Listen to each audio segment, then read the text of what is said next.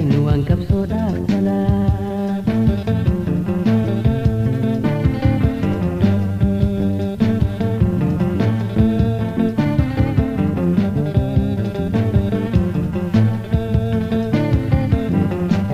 Hundaan beekan taanu kottaa wal gorfannaay, wal tuffii lakkifnee walirraa barannaay.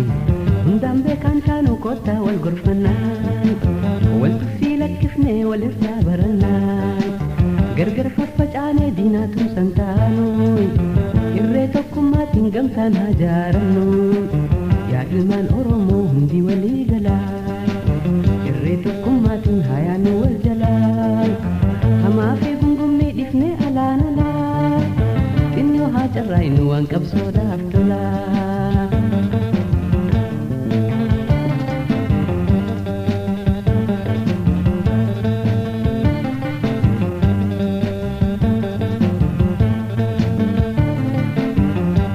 Yaada if qolummaa naatu hunda caalaay, sammuutti qabannee hin deemnu shalaalaay. Yaada if qolummaa naatu hunda caalaay, sammuutti qabannee hin deemnu shalaalaay. Xurreen haqaatamii hundinuu ni beeknaay, osoo kana beenu maaliif tattaafannaay. Yaa ilmaan Oromoo hundi walii galaay, irree tokkummaatiin haa yaannu wal jalaay. Hamaa fi gungummii dhifnee alaan alaay, xinnoo haa carraaynu waan qabsoodhaaf tolaa.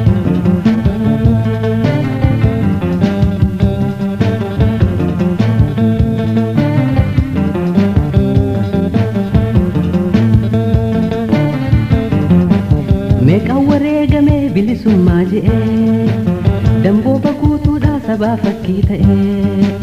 Meeqaan wareegamee bilisummaa je'ee, dambooba guutuudhaa sabaa fakkii ta'ee. Osoo kana beeynu hedduu maariin cicnaa, xinnoo qabnu dhoysuuf maaliif wixxifannaa. Yaa ilmaan Oromoo hundi walii galaay, irree tokkummaatiin haa yaannu wal jalaay. Hamaa fi gungummii dhifnee alaan alaay, xinnoo haa carraaynu waan qabsoodhaaf tolaa.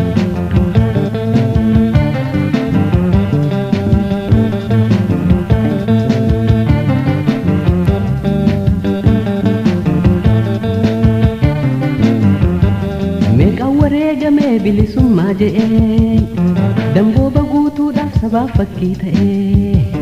Meeqaan wareegamee bilisummaaf je'ee, dambooba guutuudhaaf sabaaf fakkii ta'ee.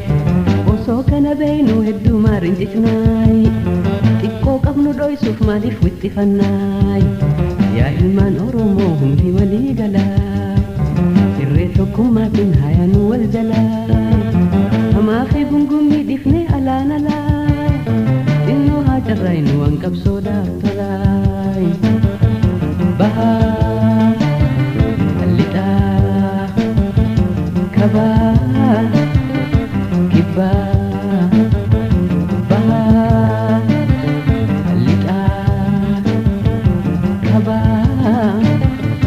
DJ Booruu maatii keenya ta'a. Subscribe, like, share godhatinaa isin hojjechuuf barbaada.